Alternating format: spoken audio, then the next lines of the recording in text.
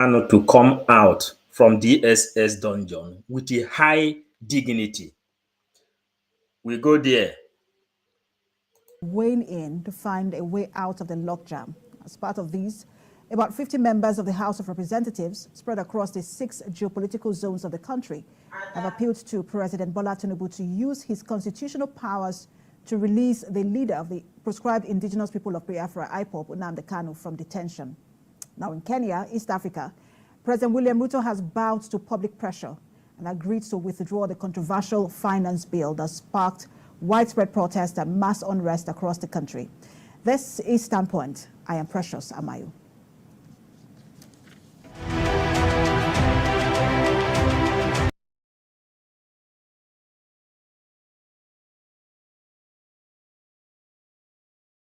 The 4th of June, about 50 members of the House of Representatives spread across the 6 geopolitical zones of Nigeria under the aegis of the concerned federal lawmakers for peace and security in the southeast, appealed to President Bola Tinubu to invoke Section 174 of the 1999 Constitution of Nigeria as amended and Section 107, subsection 1 of the Administration of Criminal Justice Act 2015 to release the leader of the proscribed indigenous people of Biafra, IPOB, Nnamdi Kanu, from the custody of the Department of State Services. In a letter addressed to President Tinubu dated 19th of June, the lawmakers elected on the platform of different political parties urged the number 1 citizen to commence a peace move to address rising insecurity in the southeast. Some of the signatories of the 3-page letter include Obi Agwocha from Abia State, Ikenga Wuchiri from Imo State, Afam Ogene from Anambra State, Mohammed Jajere from Yobe State, Aliyu Mustafa from Kaduna State, Medela Balami from Borno State, and Abiante Awaji Nombek from Rivers State. The lawmakers in the letter urged President Tinubu to mandate the Attorney General of the Federation and Minister of Justice, Lateef Fagbemi-San, to invoke his powers under the provisions of Section 174, subsection 1 of the 1999 Constitution as amended, and Section 107, subsection 1 of the Administration of Criminal Justice Act 2015, and caused the release of Nnamdi Kanu from detention and discontinue his trial.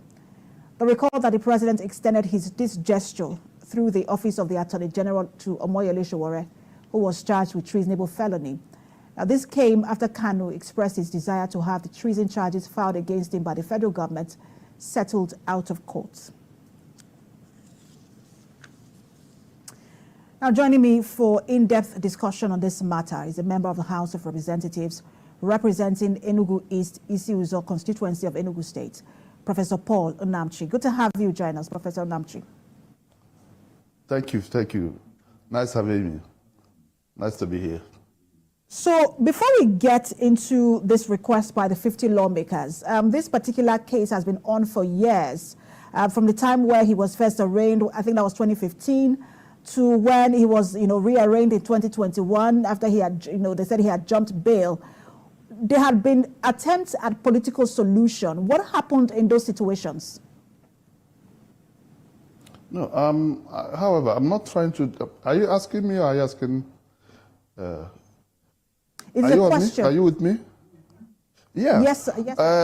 Well, okay. I think most times activities will have a remote and immediate. But for now, we're facing on what we're dwelling on is not now on the past because we want to have a solution, a final solution to it. But I want to also tell you that what we have, it is let us take politics completely away from this and look at it from the security angle, which I also think that the present administration has been trying to quell the insecurity in the country. In doing this, there is a kinetic and non-kinetic approach. What those of us in the National Assembly have been doing, and what the current administration will be doing through the CDS, which I know, has been using both kinetic and non-kinetic means. Just from a few days back, there was this number of terrorists have been killed over the past 1 year. That is true. That has been working. But at the same time, it hasn't given us the required, it's not an all-out complete approach.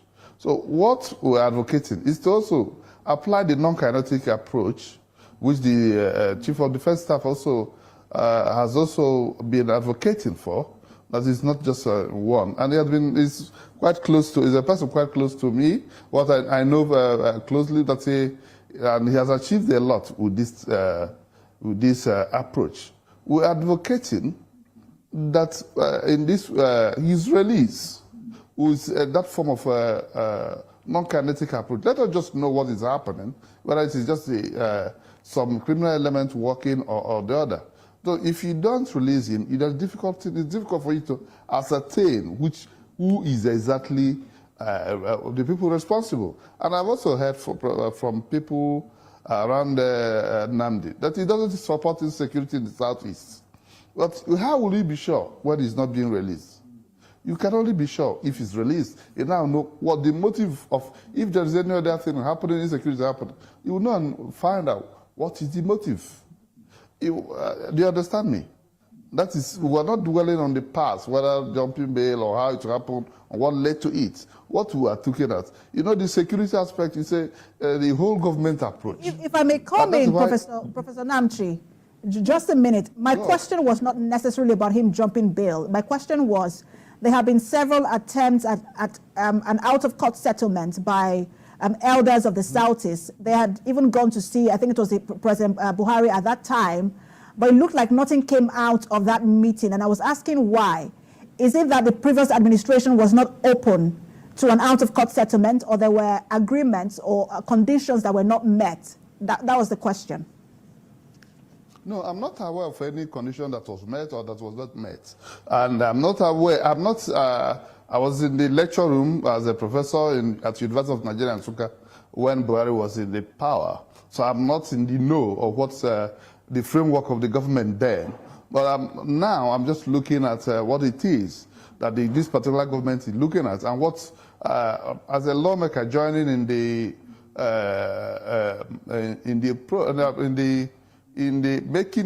whole government approach towards security or insecurity in the country, because it's everybody's business.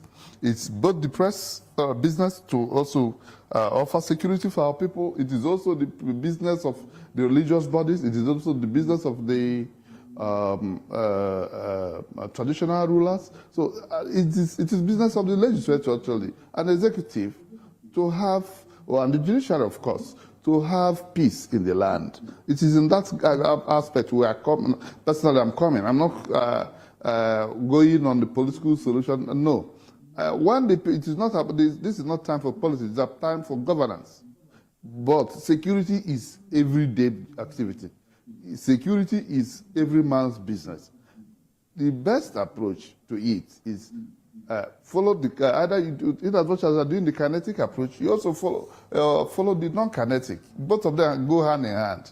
And going hand in hand means that I just want things about him to leave the table of politics and come to the table of tackling insecurity in the Southeast, and also just as well as tackling security in the whole country. This is a peaceful place. We need unity, we need peace, we need, and no development happens in a place that is insecure. People will be afraid to come. And I've also known from just as I said, that he himself, from the information I've gathered around him, and professionally, I also think that he's not in support of insecurity in the Southeast. And I also think that when he comes out, how are you so sure? How are these lawmakers? I think about 50 of you. How are you so sure that the release of Nnamdi Kanu will guarantee security in the Southeast? Most of the time, when people are accosted somehow, what they also say is that they are doing this because he's in detention. They are doing this because it's this and that. And it's very easy to brainwash people with this type of activities.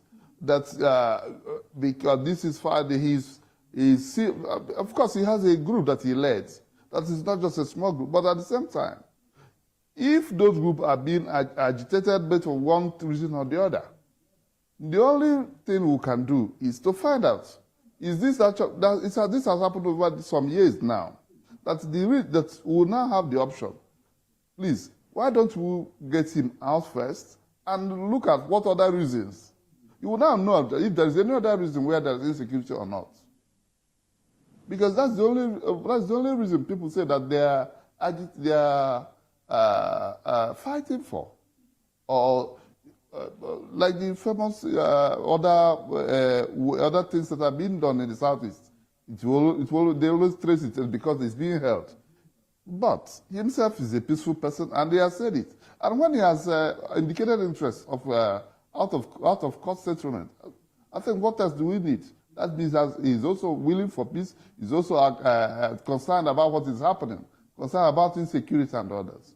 So I think the best approach would be to get him out, and let us see if that will still continue. And I believe that if he comes out and people see he's out, and not just barely doing politics with his name and going to do this and that around him, we should remove politics aside. When politics comes, we play politics. And the people will decide where they are voting and where they are not voting. Instead of that, let us face facts. There is insecurity in the land. There is insecurity in the Southeast. If you see any mode at which that will be tackled, why don't you exploit that opportunity? That is the area I'm coming from. And having looked at it, that security is everybody's business. Security is the whole government approach towards security. Is that security is everybody's business, including yourself and myself. And it is that quota we are just reading. Please, the federal government, can you please help out to release him, and let us see if there's any other reason why there is insecurity. If you go towards some other area of the country, you can. There are those who. Yes.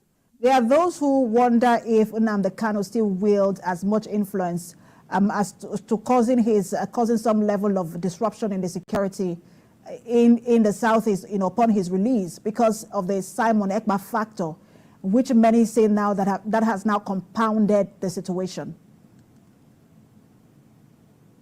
Well, you will only identify that when he's out, not when he's still inside. That's what I think. And by the way, you don't hear of Simon before now. So I think if he's released, then that question will be right or wrong. At this moment, it is neither right or wrong till he's out. So I don't know this political group. I don't know how many they are. I don't know, but let him be released first. Then we should be able to know. The question will now be answered that it is that he controls this number or that he doesn't control this number. But the basic thing is that he's incarceration for a long time. It's also part of it cannot divorce it from the security in the Southeast.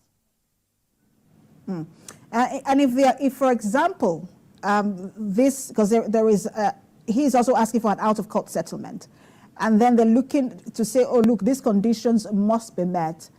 Would you, those of you who are the 50 members of this group, would you push him to take those conditions just for him to be released? Well, I think every condition is towards getting peace in the land, towards getting peace in Nigeria, towards getting peace in Southeast. I think he will not be averse to the condition that will bring peace back, will bring development back, and also bring in unity of the country, because it's also part of the unity. It's also towards galvanizing unity among our people, among the Nigerian, because there's no peace where there's insecurity. I think I haven't seen any agreement drawn by the federal government about his release, but most of the time, that's if he's out, it is enough agreement that he's out. His followers that have been agitated, that some of them have been, they are also in several prisons, they're out.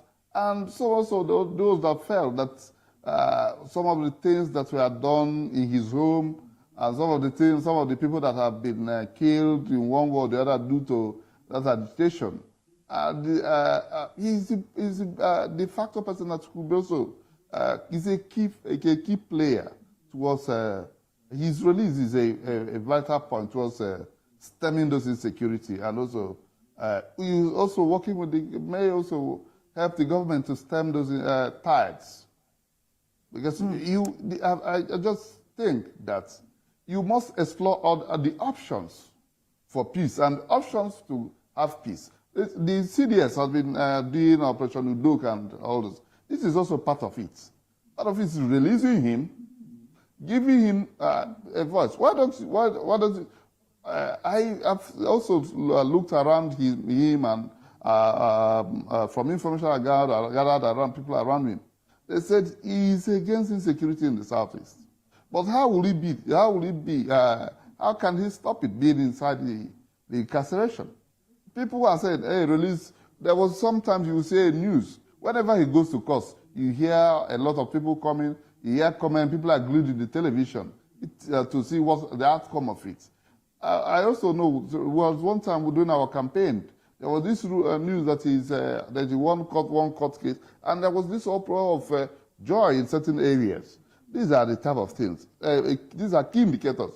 Because when you are negotiating, when you are doing things with non-state actors, they don't have uniform. You don't know their organization, you don't know the cells. But when such person comes, as he commands a lot of respect among them, please stop, give peace a chance. I don't think it will go a long way towards having peace in the Southeast. Mm. The first part of this conversation is that his release will lead to some level of peace in the Southeast. But there's also another part of the conversation, which was what led to all of this in the first place, which was the agitation for secession. If he's released, do you think that also will lead to a drop in the agitations for secession? I don't think when someone says he will now opt for out-of-court negotiations or out-of-court settlement, I think those ones now be tackled. He's not saying that he's out, that he's now coming for out-of-court negotiation for cessation. It is a certain out-of-court for peace. There are two things. I think that one is a secondary aspect of it because it is a bit of a continuum. The first one is coming out. The second one is how do you achieve a long-term peace, and also peace that is stable. That's what it is. But you have to do first and foremost in any process or any developmental initiative. It's also you do the first thing. That's the first part of the issue. Then the other one comes first. He has not. I think some of those he's coming out and certain aspects of developmental initiative will do a lot of ways to mitigate against things about agitation, because people agitate for a reason. However, democracy is not different from the life of other people. When people feel that they're not getting the dividends of what they are, and they are not having things that will encourage them to live in peace, I think, I will tell you, just like one person, somebody that feels that he's, excuse me, somebody that feels that his tomorrow is better than today will not go and carry any weapon, because he wants to live to see the tomorrow that he's aiming to have. I think it's just about, the whole thing boils down to maybe having good governance, having dividends of democracy, seeing that the government works for us, all of us, and not seeing if there's any aspect that maybe people feel that government is working for the privileged or government is working for the few of a particular sect, then that's where those things come from. But those ones are not an issue now. What is the issue is release him and let us continue the act of governance, and there will be development that is encompassing, that is in every part of the country. I think those things will die down. Nigeria is not the only place that's agitation. There's agitation, but the government do a lot of developmental efforts to. I can tell you when Yaradua started the idea of in Niger Delta, there was a lot of agitation, but today you don't see it again. I also believe that if we go that route, it will say. I also commend the CDS for the work is doing in the Northeast and also currently in the Northwest. Those things will, because those areas they have used both kinetic and both non-kinetic, and it's working well, and there is a bit of stability in those regions. This is what exactly we are preaching. This is exactly what we are appealing for. Let him be released.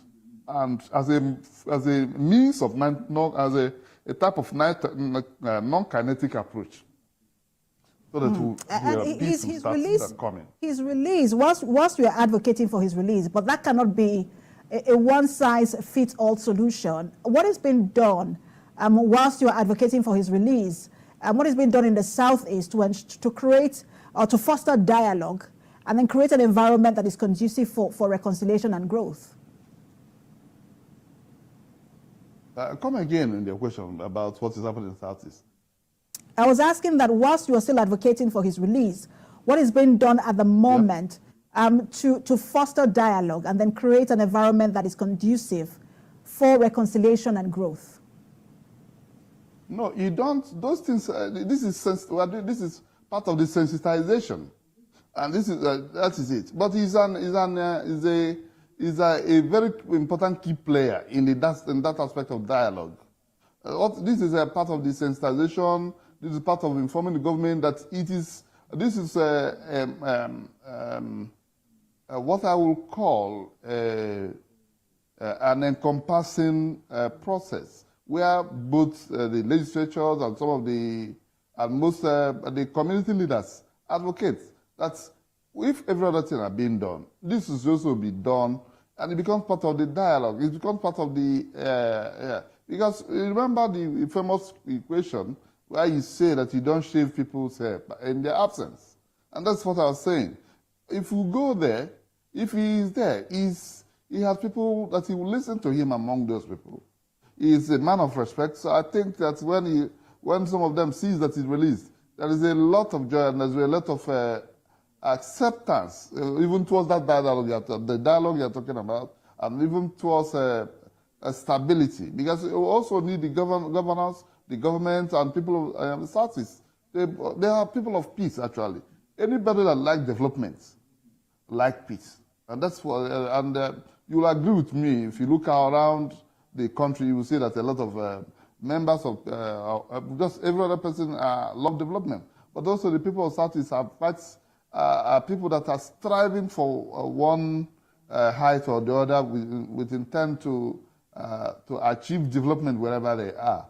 So I think that everybody will be happy if this is done. It's not just the Southeast, because other members of Nigeria in Southeast. But when we talk of Southeast, you think it's just maybe Igbos alone. No. You have Hausa in Igbo land. We have in Southeast. We have Yoruba in Southeast. We have other Ibibios. We have thieves. We have every part of the country, just like Igbos are in the other part of the country. Those people are also there. All of them need peace. And we have to live in peace in the country. We need peace to achieve meaningful development and also to achieve what we set out to in the governance of the country. Are you following up on that letter, Professor? Are you following up on that letter to the president, and what sort of feedback do you have?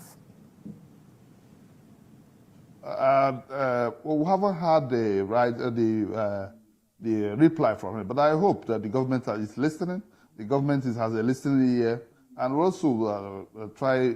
I believe that the government will achieve a lot of things. Actually doing the needful, or also giving a positive ear,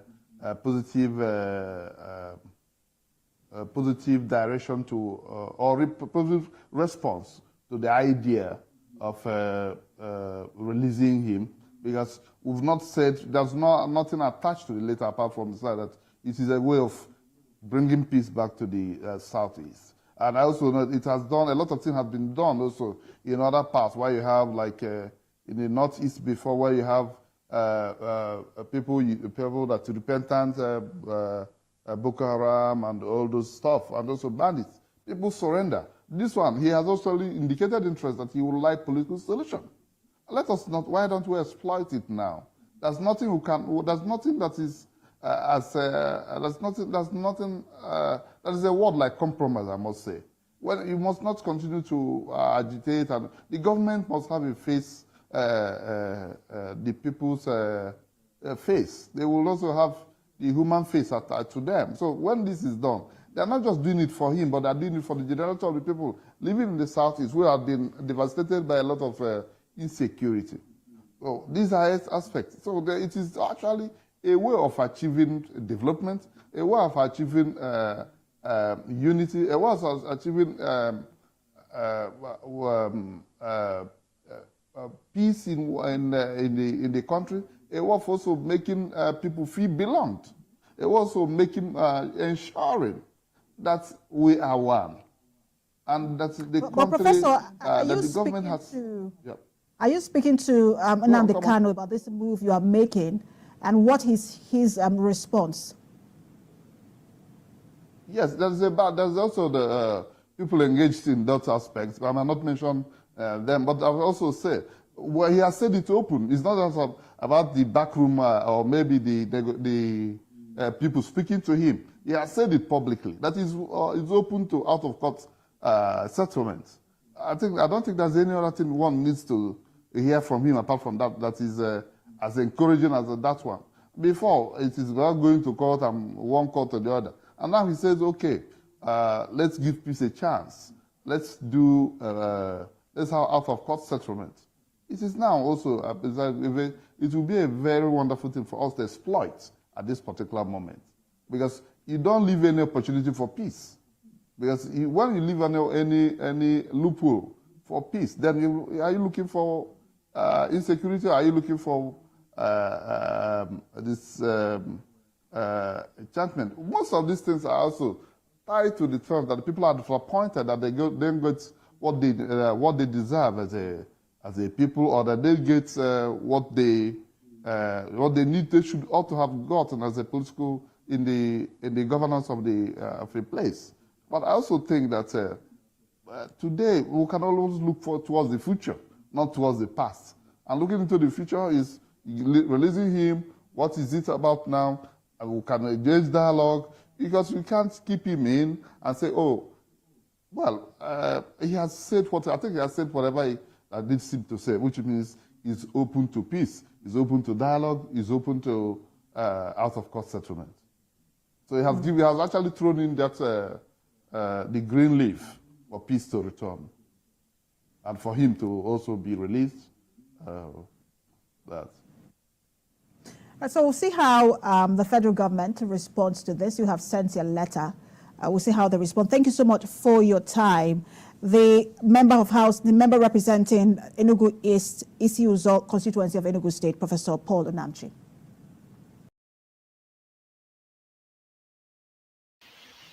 Yes, thank you, Biafrans. This is the latest news for now. You know, our eyes is on the rising sun, and we are bringing it. All the things we are flashing there are the players that is playing the game.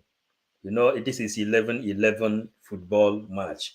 Nnamdi Kanu is leading in front, and we are flashing the players. All the things you see there are the player that is playing the game.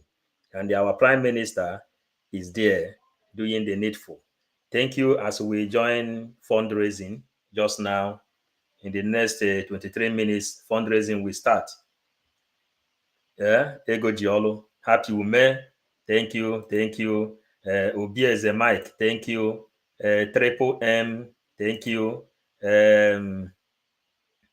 Triple M is here, Happy Ume, and the Law Lego Ibo, Indubisi, Law Lego Ibo, all the people that is here, you know, we bring all your messages here.